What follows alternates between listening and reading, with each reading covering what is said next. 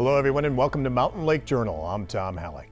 The long and contentious election season finally came to an end this week with Donald Trump's stunning victory at the top of the ticket. Now it's time for America to bind the wounds of division. Have to get together. The Republicans will now control not only the White House, but also held on to the majority in both the U.S. Senate and House. Republican Congresswoman Elise Stefanik easily won re-election to a second term, winning all 12 counties across northern and eastern New York and 66% of the vote in New York's 21st Congressional District. Thank you so much.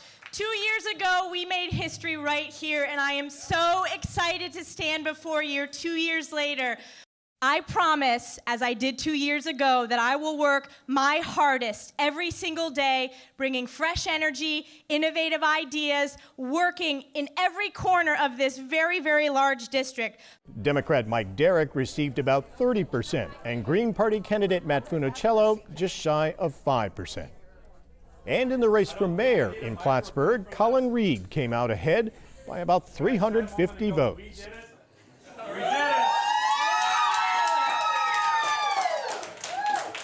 It's pretty exciting. I think there's some absentees that still have to be counted, but it's still a pretty solid lead. Let's hope it stands up for the absentee count as well, but it's very solid. There are still more than 700 absentee ballots that will be counted later this month. Incumbent Mayor Jim Callanan did not concede the race on election night, saying he'll wait for those ballots to be counted.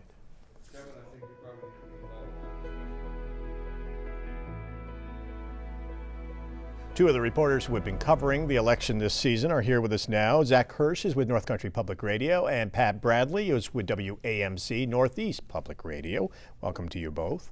Of course, the top of the ticket, I guess, was the most stunning upset. But locally, I guess it would have to be the mayor's race here in Plattsburgh, with Jim Callanan losing 5 of 6 wards in the city. Colin Reed hasn't officially declared victory, but he says he's feeling pretty confident. Waiting on what, about 700 or so absentee ballots out there right now? When I talked to the Clinton County Board of Elections earlier this week, they had 736 absentee ballots for the city that had been returned, and there still could be a few more coming in because I believe they said the 12th was the deadline for absentee ballots to come in to the city. So it's going to be a couple of weeks at least before we know the official winner in this race. The ballots will be counted on the 21st. He is pretty clear that the outcome of the absentee ballot count will probably not go in his favor, and that he and Colin Reed have already started working on,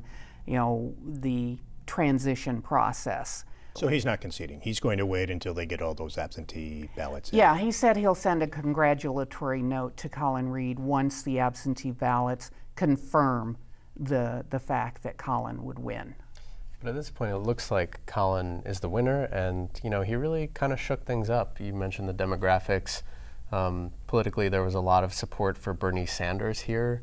Yeah. I spoke with Colin Reed, and he kind of said he in some ways wanted his campaign to have kind of that grassroots feel.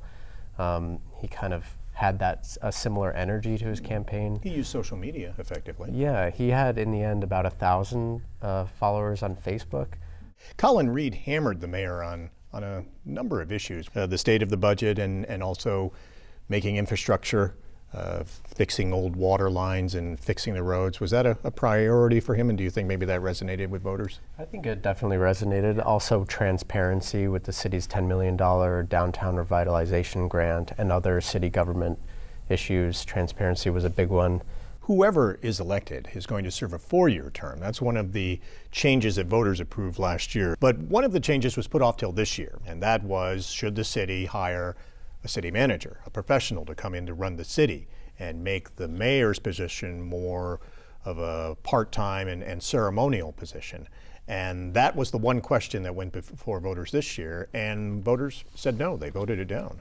It was 58 to 41%, so that's a pretty good differential there. Several disadvantages, I think, from the get-go.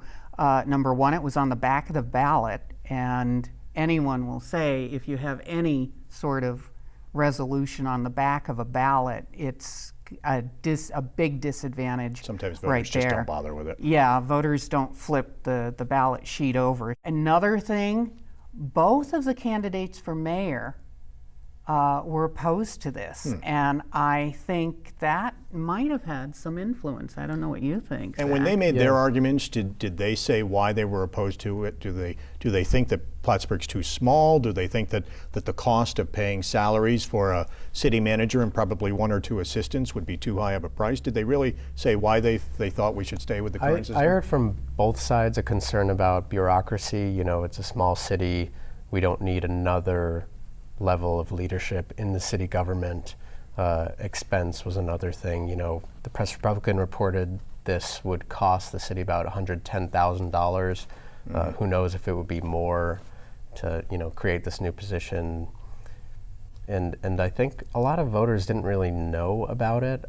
For what it's worth, I didn't see any campaign signs, those, you know, vote yes, city manager. I didn't see those popping up until right at the very end. Yeah, the very end. a couple of weeks, maybe a week before. And last year there seemed to be more discussion, and maybe because it was an off-election year, there seemed to be more focus, more discussion on a number of these questions, and this time not quite so much.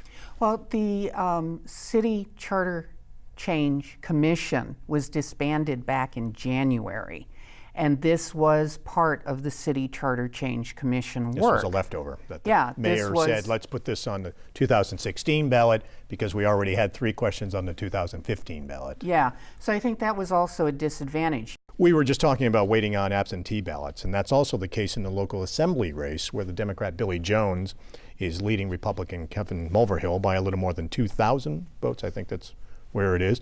Jones is the chair of the Franklin County Legislature, a corrections officer. Kevin Mulverhill, the sheriff in Franklin County, and looking to take the seat of Janet Dupree in the 115th District. She, of course, retiring after 10 years in the New York State Assembly. This is another race where Kevin Mulverhill is trailing by about 2,000 votes, but hasn't conceded yet. Right. He's still holding out hope for absentee ballots. I'm not sure the exact number he's waiting on, but his camp seems to think it'll be significant, make a mathematical difference. Although I must say at his election night results watch party, the mood was pretty somber when I got there after those initial unofficial results came in. And Jones has officially declared victory.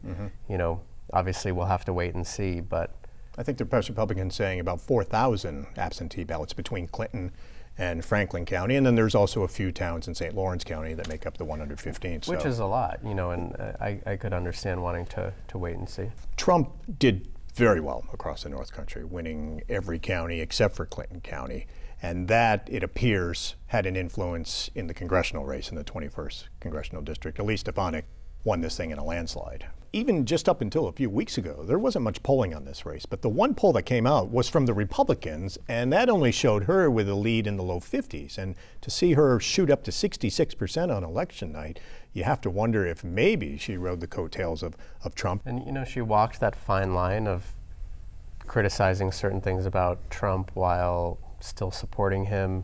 She was very careful during the entire race not to say much about him, not to say much about her support. For quite a while, she wouldn't even name Trump. She would only say the Republican nominee. And then there would be criticism, but there wasn't a lot of criticism. She'll be in line with Trump and the Republicans when it comes to wanting to dismantle the Affordable Care Act and defunding Planned Parenthood. But will there be issues where she will immediately be at odds with fellow Republicans and with Trump? And I'm thinking maybe trade is one of the big issues. Yeah, right here in this studio, she said she supports NAFTA. NAFTA has really benefited this area a lot. If you look at a lot of the Canadian manufacturers that are based here in Plattsburgh, like Nova Bus, Bombardier, I think that will be tricky for her, maybe supporting NAFTA in a Trump world where, you know, he's said he wants to, I think, tear up NAFTA. Exactly, pull the U.S. out of all these trade agreements, calling NAFTA the worst deal ever, in his words. Some of the news outlets are reporting that Prime Minister Justin Trudeau is already trying to talk with President-elect Trump about NAFTA policies and the importance of Canada being the U.S.'s major trading partner. Largest trading A lot of people do not understand that Canada is the U.S.'s #1 trading partner.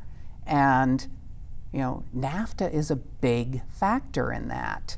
Pat Bradley from WAMC Northeast Public Radio and Zach Hirsch from North Country Public Radio. Thank you both for taking the time to be with us. Thanks, Thank you, Tom. Tom.